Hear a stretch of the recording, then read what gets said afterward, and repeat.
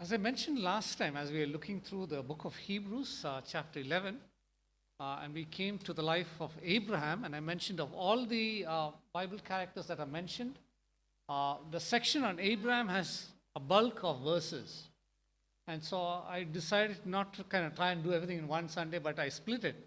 And as I was looking at the text, I saw some, you can say from a human perspective, some logical breaks in the section. So according to that, I've divided it. Even then, just last week, I just looked at one verse. It's Hebrews 11:8 about Abraham. And today we're looking at another verse in context of that. And so there's a lot more. And as I was working through this material through the week, there's a lot of material that I pulled from all portions of Scripture primarily. It's all Scripture. And then it's a challenge as the weekend comes, Saturday, Friday, Saturday, and Sunday early morning, to know what to leave out, what to put in. And since you're kind of reflecting on that, even as I go to bed, what's running through my mind is Abraham, Hebrews 11. I'm not sure how that influences my dream, but somewhere in my dream, some thought came which I never had in my notes. So that will also hopefully come in. It's not there in my notes. So remind me, I thought it's a very important inference from the context. So hopefully we will look at that as well. Okay, let me just get my screen up here a minute.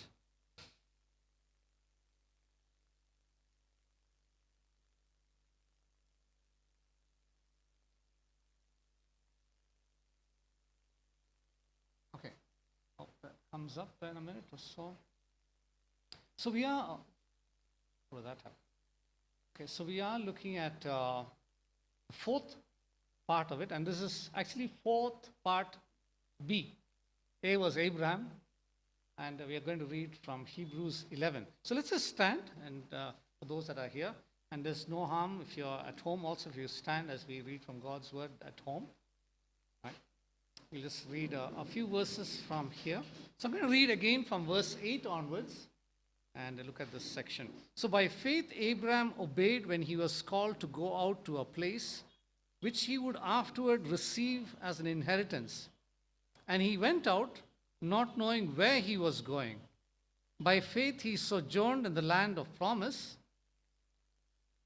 as in a foreign country, dwelling in tents with Isaac and Jacob that were to come later. Their heirs with him of the same promise. For he waited, talking about Abraham, he waited for the city which has its foundations, whose builder and maker is none other than God.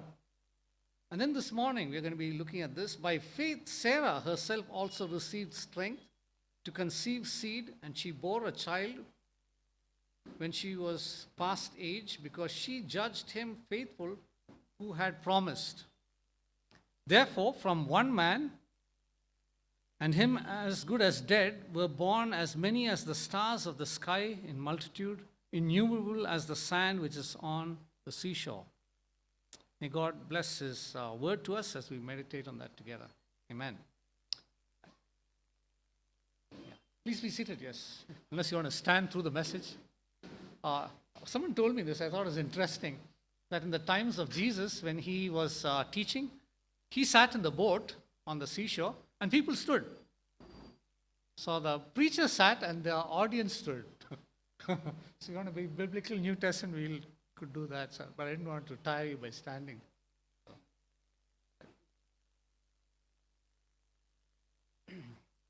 So as we're looking at this, this is the key verse that we're looking at. By faith, Sarah herself also received strength to conceive seed, and she bore a child when she was past the age, because she judged him, God, faithful, who had made this promise to Abraham and herself. That's Hebrews 11:11. Right? And as we were looking at these different Bible characters so far, we started with Abel, Enoch, Noah, Abraham was the fourth. And in that sense, Sarah is along with Abraham. But this is an interesting thing. In this chapter of faith, in the description of various people that were living by faith, the account of Sarah is the first woman that is mentioned. Because sometimes we tend to, sideline women and just focus on the men. No, the Bible gives importance to women as well, right? And so she is the first woman that is mentioned as in the list of faith. And so it's not just men that need to have faith and live by faith, even women. And there are many women that have lived by faith. And so she is the first woman that is mentioned in this context. And after all, as the text itself says, she is described as the mother of nations. So she had an important part as well. Yeah. Some descriptions about Abraham and Sarah. Now, this is more about Sarah. The Egyptians saw the woman, it says, that's about Sarah in Genesis 12. I mentioned last time, Genesis 12, the first part is where God called Abraham, and Abraham obeyed immediately. And I said about obedience, it has to be immediate and complete. And that's what Abraham did, and it was accounted to him for righteousness at different points about how he responded to God. But shortly after, and he built altars to connect with God. But at some point, he didn't seek God or connect with God, and hardships come in the lives, even those that live by faith. And when those hardships came in, it was a famine. Without checking with God, we mentioned last time, he went down to Egypt. And then when he went to Egypt, that's the context that we have here. The Egyptians saw her, and of course, before that, he cooked up a story. It was part truth, but not full truth. And he told Sarah, don't tell you're my wife, just say you're my sister, which is half truth. But actually, she was also his wife. He didn't say that because he knew if they go there and they cast their eyes on her and they take her, they may kill him if he says wife. Right? But here it says the Egyptians saw the woman, that's Genesis 12:14, Sarai, and that she was very beautiful. Now, I was thinking about this, why is this so significant that the Egyptians saw and they saw her as beautiful? Because if you know about the history of the Egyptians in those days, they were the ones who were majorly into cosmetics, beauty, and all that. And if they as a culture had a very high standard of what beauty was about, even with all the artificial things that they use, when they suddenly see a foreigner come in and she is beautiful, obviously their assessment of her is like, wow, she is even far better than any of our Egyptian women. Okay? That's what they are kind of commenting here in that sense. That's what this means. When the Egyptians saw her, they said, wow, she is even far greater than the most attractive Egyptian woman. They saw that she was very beautiful. Okay, that's first part of it. Abraham himself, or Abram as it's mentioned here, said to Sarah, indeed I know that you're a woman of beautiful countenance. Now that's not the only thing. Actually, the issue is this, of course, and then we see that Sarah, another description about Sarah, she agrees in connivance with Abraham to lie about her true identity. Now, the thing about Sarah at this point, she's not a teenager or in her early 20s or in her 30s or something. She's an old lady. And as an old lady, she was still very attractive. Okay. She, I'm sure, took care of herself well, all that, right? And so that's something that we notice about her. Some of the descriptions about Abraham and Sarah as we go along, we see, of course, Abraham made some wrong decisions. Chapter 16 is some of those in Genesis. So I'll just maybe mention one or two of those things that he did wrong. Chapter 16, we know of the whole issue of Hagar. Now, when they went down to Egypt, they got a helper to help Sarah, of course, because of maybe her age and certain other constraints. She needed someone to help, a maid. So they had Hagar join her. And so we see that this chapter is a chapter with a lot of wrong decisions in Abraham's life. Now, verse 2 says this about Sarah.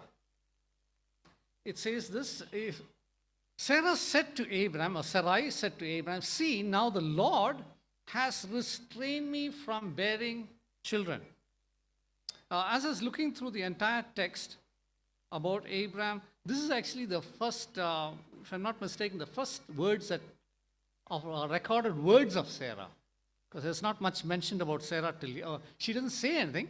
She's just tagging along with Abraham. But here she says something. So it says, yes, she says, See now, the Lord has restrained me from bearing children. She knew her condition. And she says, please go into my maid, that is Hagar. Perhaps I shall obtain children by her. Now, in their culture, this was permitted. So I have heard some preachers say Abraham committed adultery. No, it was not adultery. Okay? Because in that culture, a man had his own wife, and he could sometimes even have an extended community of or harem, maybe concubines, maybe even marry a couple of wives. So polygamy was permitted in their culture and society. But that is not God's purpose, but the society permitted it. Okay? And so even this, what Sarai suggested, was accepted as a norm in the culture. If a lady could not have children of her own, and she had a servant who was in that sense either born in the home or a young lady that was raised in the home, she could end up being like the wife for the husband. Okay? So to bear children primarily. And so this is what Sarai suggested, and it says, Abram heeded the voice of Sarah, or Sarai. Okay? So Abram listened to Sarai, and what did I kind of gauge from this? I gauged, this is like again an inference, she was quite persuasive and convincing about what she said. Because if Abraham was totally grounded in the promise of God, he could have, retorted and said, no, this is not God's plan. But here's a person that is very persuasive in what she says and very convincing, and it sounded logical, it sounded acceptable in society, and it says Abraham listened to the voice of his wife. Now, we also, as we continue on, we look at chapter 17. It says this.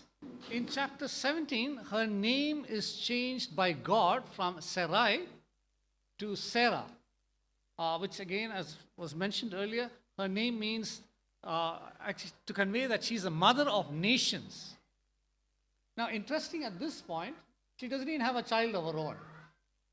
And so when God gives a identity, it may not seemingly be in agreement with our current circumstance and situation. Because God sees the end from the beginning. He sees some things beyond. I'm sure as Sarai saw her condition, she saw herself as a childless woman, and God is calling her the mother of nations. Kind of contradictory in some sense, I'm sure, as far as she was concerned. Okay? Now, when did this happen? It's also interesting. We're going to be looking at some things there. Now, the name Sarai means princess. Whose princess was she at this time? Any guess? Whose princess was she? Abraham's. For Abraham, she was the princess. We already saw in terms of his description, she said, you're beautiful of countenance. So she was very special to him. Okay? And though she suggested Hagar coming into the context for the sake of bearing a child, Abraham's kind of admiration was not that sense for Hagar, it was for Sarah. Now, when God changed the name changes from princess. With a small change, it becomes my princess. Whose princess is it now? God's. Not just Abraham's. She is of importance and value to God. Yes, Abraham looked at her as beautiful and he was concerned about her safety and his own safety and all that. But now when God changed the name, he changed it to say that she's not just yours, she's actually mine.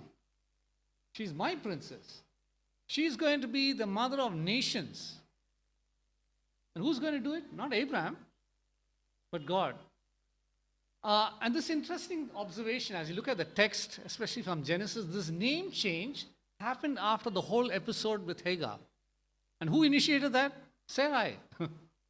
So even after making that kind of wrong suggestion, blunder, all that, God is the one that changed her name. And what is this whole thing of name? It has to do with God is giving her and Abraham in that sense a new beginning, a new identity. Forget what has happened. He's made a lot of mistakes, some blunders, all that, and Sarai also contributed to it. But by God, after all those events happening, God changing their name, He is giving them a new beginning, a new start. Okay. So all of us as God's people, even as believers, sometimes we make blunders here and there, but we have a new identity. And God gives us many new beginnings.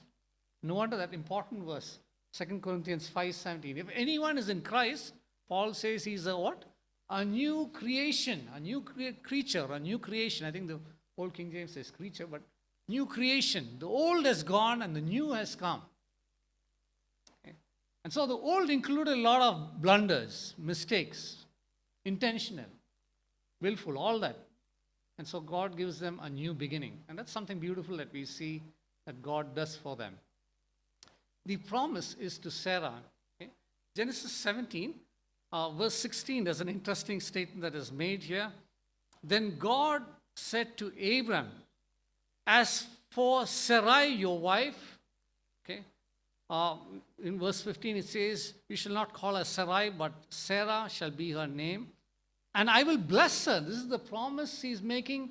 He already made a promise to Abraham, Genesis 12. I will bless you and I will bless all people through you, and whoever blesses you will be blessed, whoever curses you will be cursed. But here in this couple, not only just Abraham, and usually in a context of a couple, we say, if the man is blessed automatically because the woman is also married to the man, the blessing is mutual. In this case, God very distinctly gives a separate blessing just to her as well. He already has blessed Abraham, and Sarah is part of that blessing, but a specific blessing to her. I will bless her and also give you a son by her.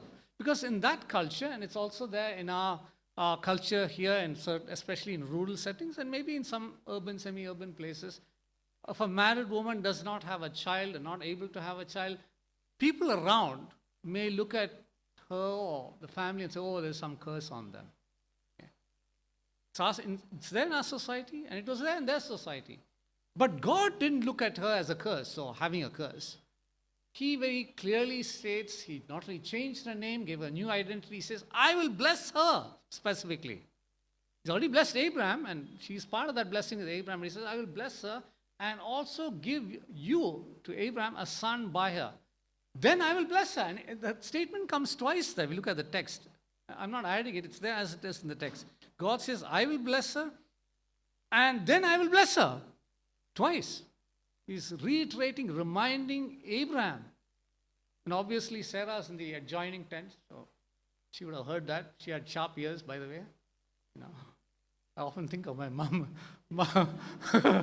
Something you whisper, what did you say? She kind of, I thought nobody heard. So some people, even in the old, some have hearing problems, but some have very sharp ears.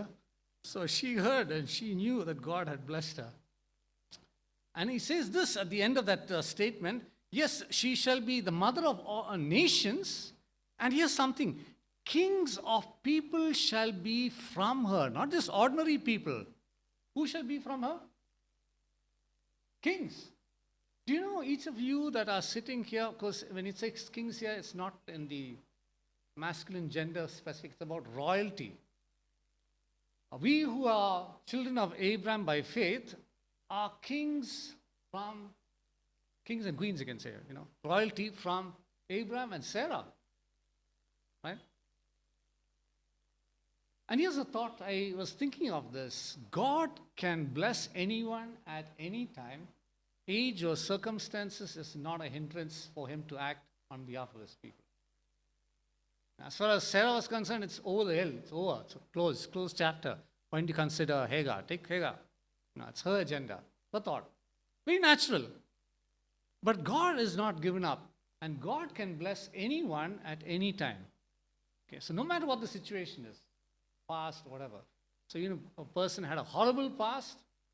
I often think of Rennie George, into crime and drug addiction, and then he murdered his own uncle and auntie, and he was involved in theft and all kinds of things.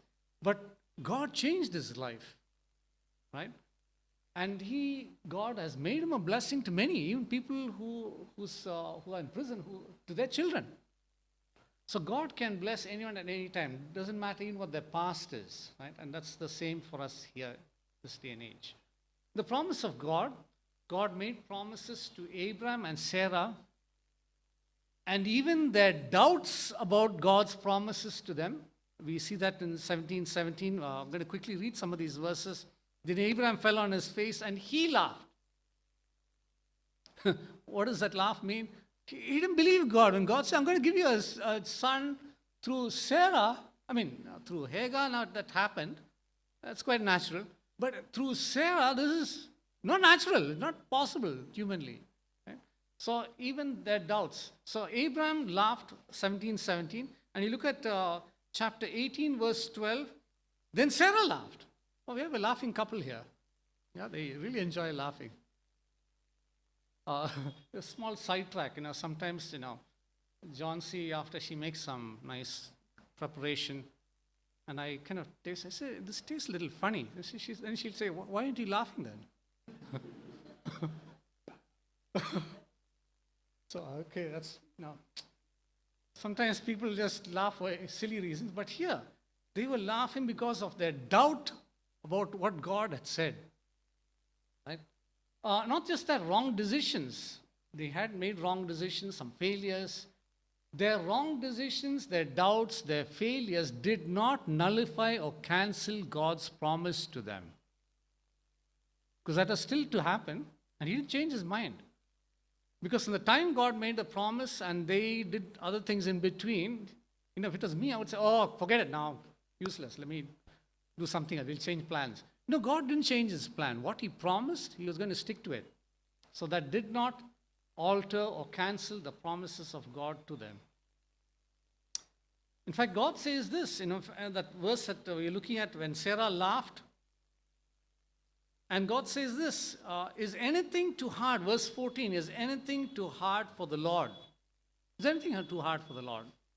In the New Testament times, a seed of Abraham, the seed of Abraham, when he was conceived in his mother's womb, Mary, as we're going to celebrate Christmas, the angel of the Lord told, and because Mary's response was maybe not as negative as Sarah or Abraham, but it's more because she was not married. She said, how can this be?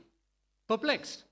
And the angel said, is anything too hard for the Lord? There is nothing impossible for God. For with God, all things are what? Possible. And so we see here, even in that. This is some picture of some modern tent in the Middle Eastern context. So Abraham, it says, when he had this interaction with the visitors that came, he ran to the tent, and Sarah was there. So we're still looking at Sarah, some of her abilities. He goes there. Let's see what it says in verse 6. He ran to the tent. So Abraham hastened to the tent to Sarah, and she was there, and said, quickly make ready 3 measures of fine meal, knead it and make cakes. Now, how old was Abraham? I'm taking he was about 99, and Sarah was 89. At 89, she was a good cook, right? So he went to her. He didn't ask Hagar, because she must have burnt up things before. He went to Sarah. He asked her to cook. So even at her old age, she was a good cook. So he went straight to her. And he was a good host. He had these people at his tent to enjoy the food that he was making.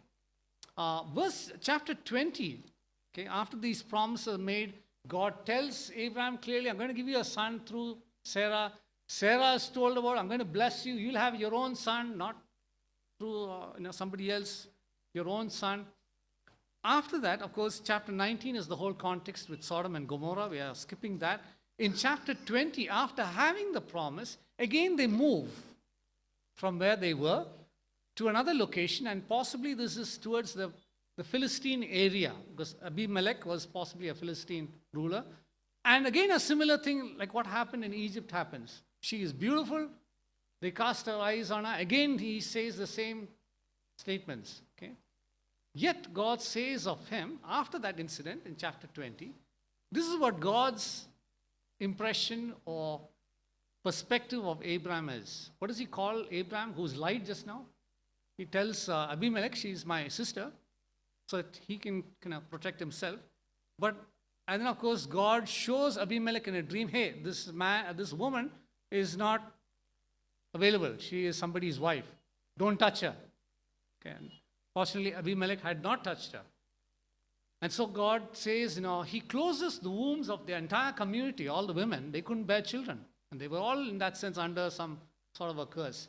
God tells Abimelech, verse 7, now therefore, restore the man's wife. Why? For he is what? A prophet. Now, what is this prophet doing, kind of cooking up stories? Right? But as far as God is concerned, God's perspective of him, he knew that it was maybe for natural reasons, for his own safety, security, he was telling lies. Not that God is condoning or approving lies, no. Okay? What we see as God's perspective of him is he is a prophet. And what will he do? He will pray or intercede for you. Someone who's just made a blunder of many things, making a mess of a lot of situations there. God tells Abimelech, he is a prophet, my prophet. He is going to pray for you. Okay? And he says, and then you will live. So that's what we see here. We also see, actually, I'm not looking at that context there, but in that passage it also says, if you don't. So the option is there for Abimelech. He could heed to what God says or he could avoid it. But if he avoided it, he said, you will surely die and all who are yours. Okay? But we know that Abimelech responded. So it says in verse 17, here's this man. So Abraham prayed to God, and what does it say further? And God healed Abimelech, his wife, his maidservants, and they bore children. Because till then, they were prevented from doing so. Now, here's a thought that was going through my mind, and I was fast asleep the night, suddenly thought of a dream came. When Abraham prayed for somebody else, for his forgiveness, and for that family that they will continue to have children, I mean, this is more an introspective question. Why didn't Abraham pray for Sarah? I thought, I like wondering. He prayed for somebody else, and God heard. But we don't read in the text. I mean, I'm reading into the text a little bit, inference, right? He didn't pray for Sarah. Now, his own son later, who was born through Sarah, Isaac, and Isaac was married to Rebekah, and they too didn't have children for a long time. And Isaac prayed to the Lord for Rebekah, and God heard. Why didn't Abraham pray for Sarah?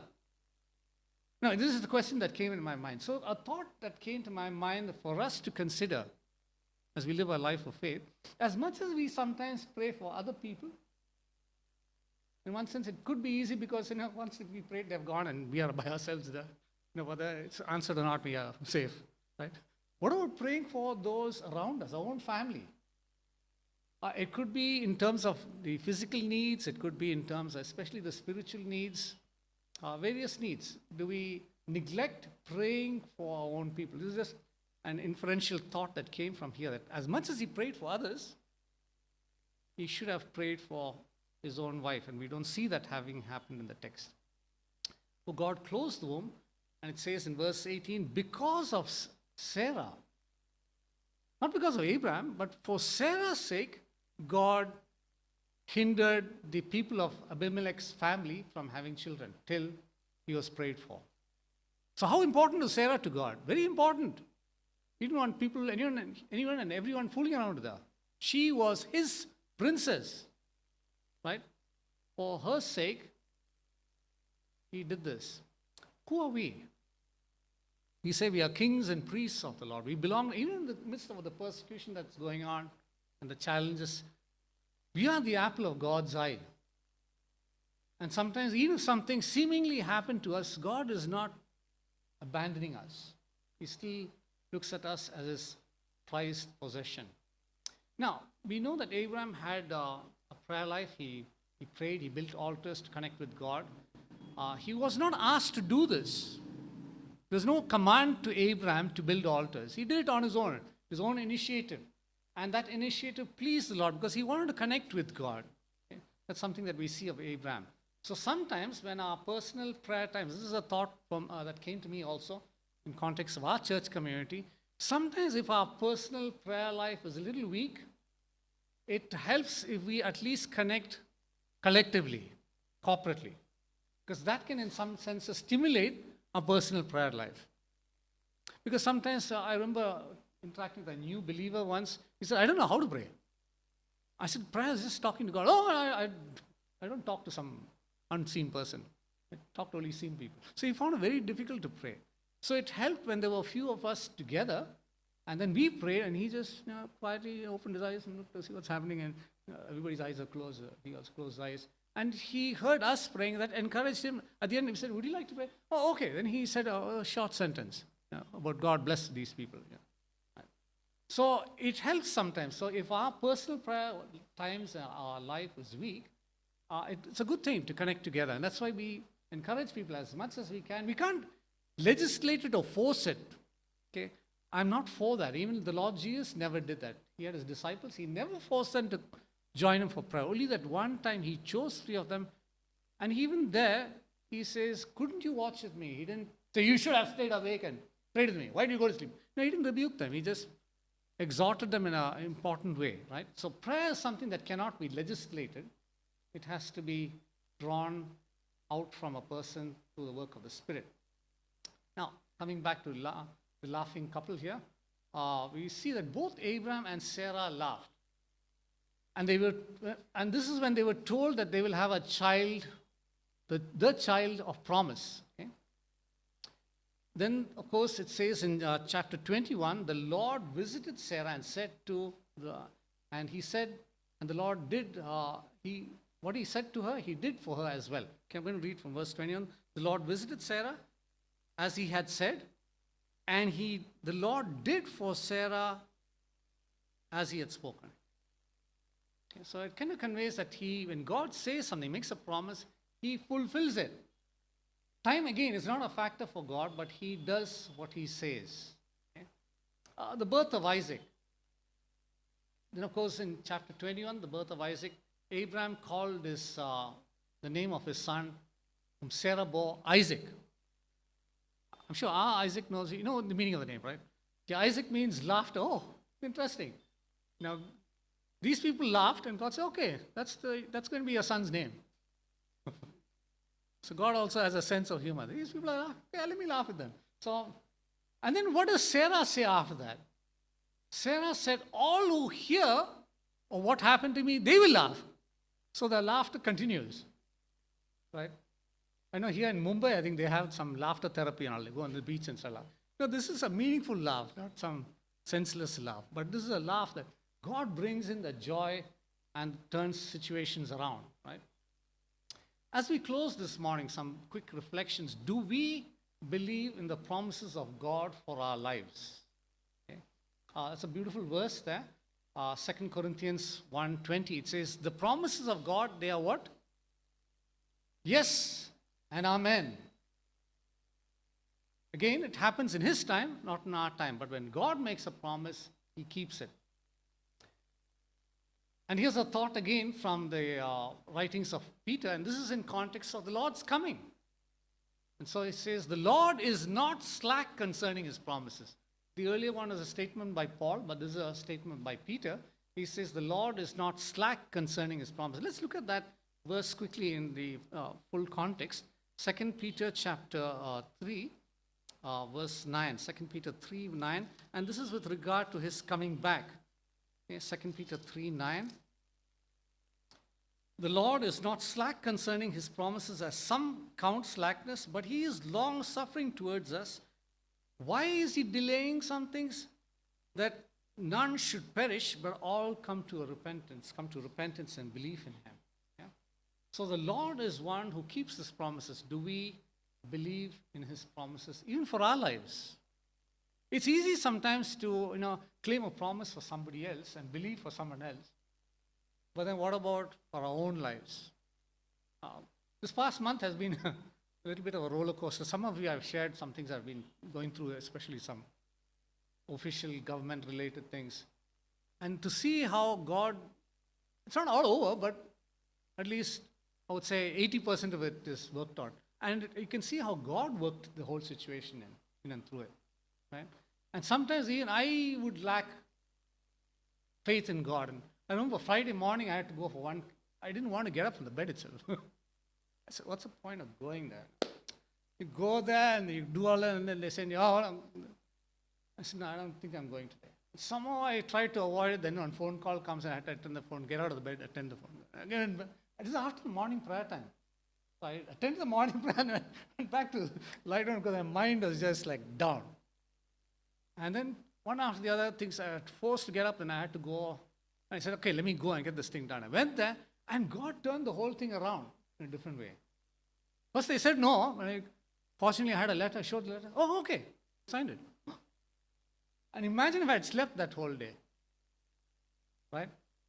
So God is faithful. And here's another question. Do we recognize the privilege we have as believers to have a personal times with our eternal God? Because Abraham constantly, wherever, key points, he built altars and connected with him. Do we recognize the privilege we have as believers for these personal times with our eternal God?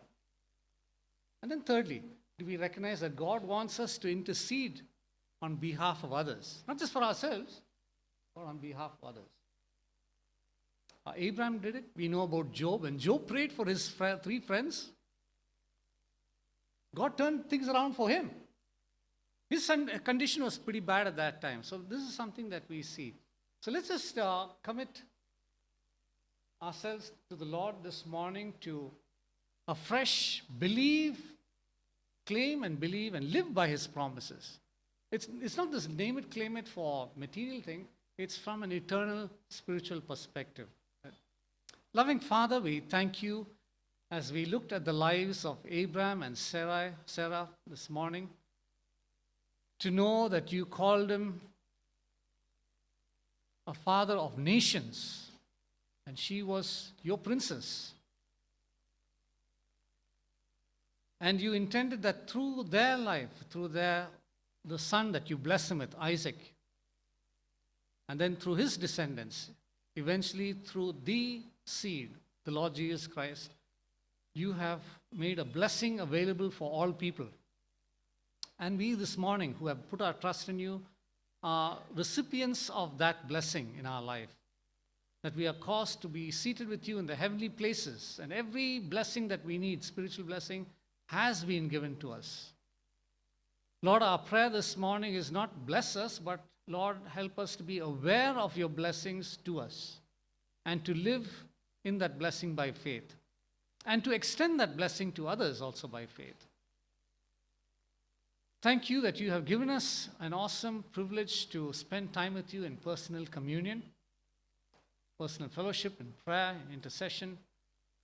And also you have laid on us a responsibility and privilege to intercede and pray for others. You've even told through the psalmist, ask of me and I will give you the nations as an inheritance, peoples, so that they will come to know you as Lord and Savior. It is, as we saw, your promises, you're not slack concerning it. The only reason there is a delay in the implementation of your promises is because you don't want any to perish, but all to come to repentance. And help us to see our role in your plan and to cooperate with you in your endeavors in the lives of people. Thank you for this reflection that we could think of. We pray that you will continue to encourage us and challenge us and cause us to know that even when we fail as believers, your promises stay true. You will still fulfill it because of who you are, the faithful God. In Jesus' worthy and precious name, amen.